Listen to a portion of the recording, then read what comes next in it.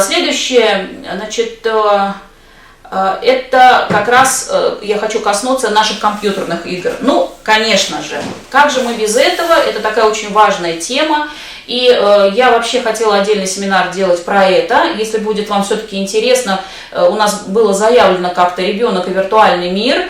Но вот, в общем-то, решила, что в плане игр, наверное, все-таки я вам сегодня немножечко расскажу об этом. Но если более подробно, да, то можно поговорить об этом, конечно, уже на отдельном семинаре.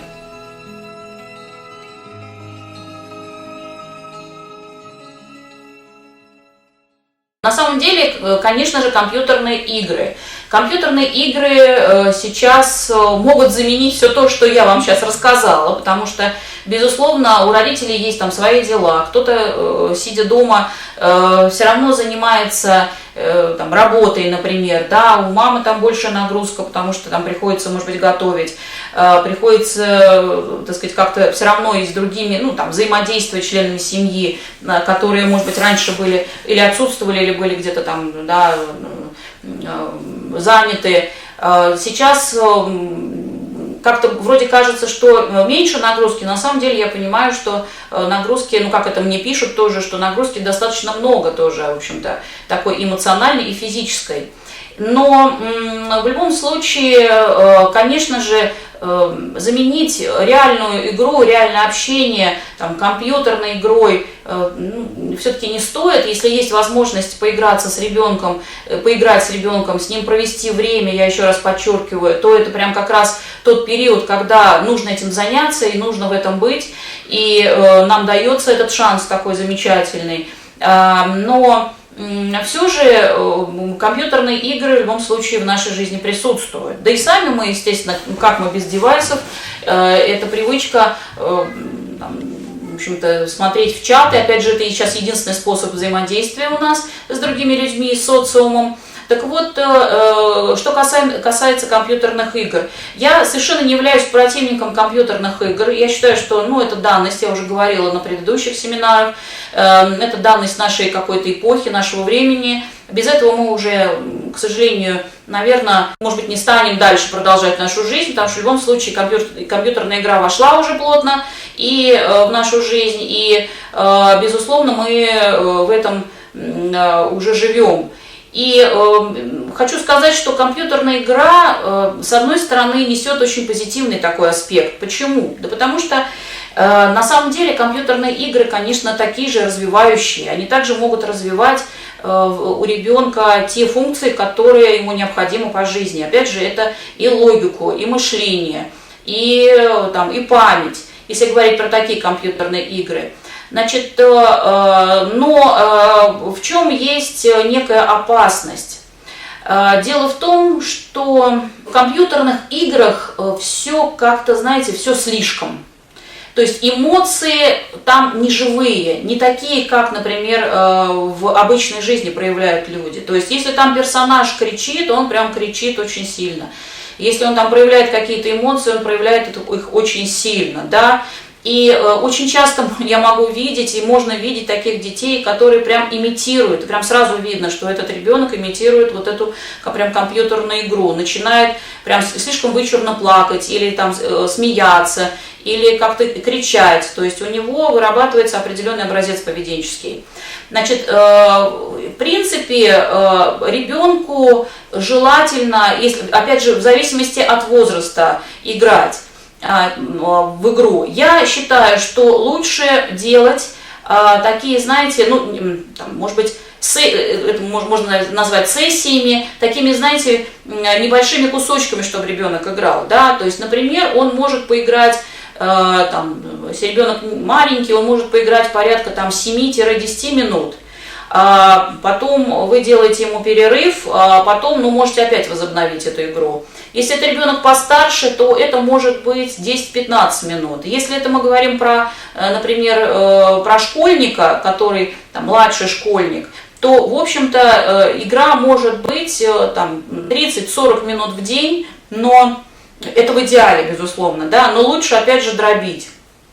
То есть поиграл, там минут 15, да, потом минут 20 поиграл и потом опять, да, то есть снова через какое-то время, потому что лучше, чтобы все-таки ребенок ну, чем-то другим еще позанимался, переключить его. То есть мы не можем отбирать у ребенка компьютерную игру, опять же, это не нужно делать, это его история, это его привычки, ну, опять же, это тоже пользу какую-то несет в определенной степени, но чтобы не было перебора, безусловно, лучше, конечно, дозировать, безусловно.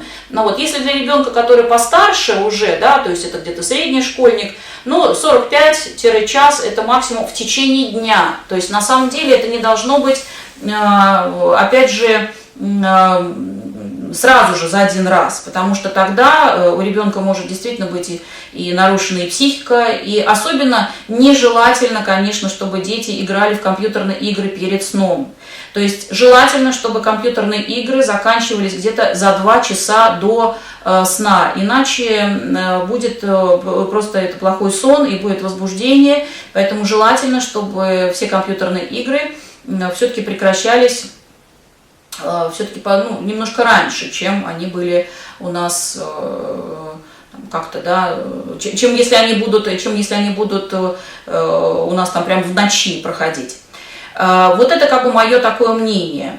Значит, ну, опять же, вопрос в том, почему дети играют вот в эти компьютерные игры, почему есть такое влечение. От чего-то надо абсолютно точно наблюдать за тем, что ребенок там, уходит от чего-то, да, опять же, что он там в этой компьютерной игре может для себя найти, что хорошего. Одно дело, когда это какие-то стратегии, это там развивающие игры. Сейчас у нас много игр вот таких вот в связи с нашим карантином, там, учи.ру, например, да, там очень много разных развивающих игр, но есть все-таки игры другие, как вы понимаете, и здесь очень важно родителям следить за тем, в какие игры играют дети. Прямо то, что у них там скачано. Прежде чем позволять ребенку играть ту или иную игру, безусловно, необходимо выяснить, вообще почитать отзывы заблаговременно, да, посмотреть, про что это, и опять же смотреть по ребенку. Когда вы видите, что это его возбуждает, но все-таки постараться мягко его переключить на что-то, да, и вообще с этой игрой, ну, так договориться, что давай-ка, может быть, мы не будем в эту игру играть, лучше давай что-нибудь другое придумаем. А вот здесь за компьютерными играми должен быть родительский контроль, 100%. Особенно там для деток, которые дошкольники или же там младшие школьники. Потому что, ну, компьютерная игра, конечно, может вызвать как раз вот некий психотизм поведенческий. Стало быть, здесь нужно быть очень аккуратным. Вот. Это что касается компьютерных игр. Какие же компьютерные игры сейчас есть? Ну вот, поскольку у меня тоже есть мои дети, соответственно, которые играют в игры, и я позволяю, безусловно, и я попросила там свою дочку тоже, чтобы она мне, когда я готовилась к этому вебинару, тоже мне составила некий списочек тех игр, которые вообще, в принципе, есть. Чтобы у вас это было на слуху, и чтобы вы понимали, в какие игры сейчас особенно любят играть дети.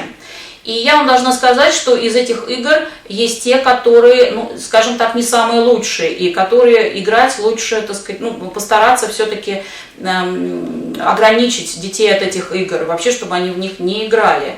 Значит, ну, первая игра, которая, ну, на мой взгляд, она очень хороша, и в нее играют, мне кажется, огромное количество детей, это Майнкрафт. Ничего плохого в этом не вижу. Опять же, там стратегия, и ребенку нужно дать возможность поразвиваться, он создает, он созидает это все. И, в общем-то, здесь действительно развивается и логика, и мышление, поэтому за эту игру могу прям поручиться, но опять же все без перебора, чтобы не было как бы длительного пребывания в этой игре.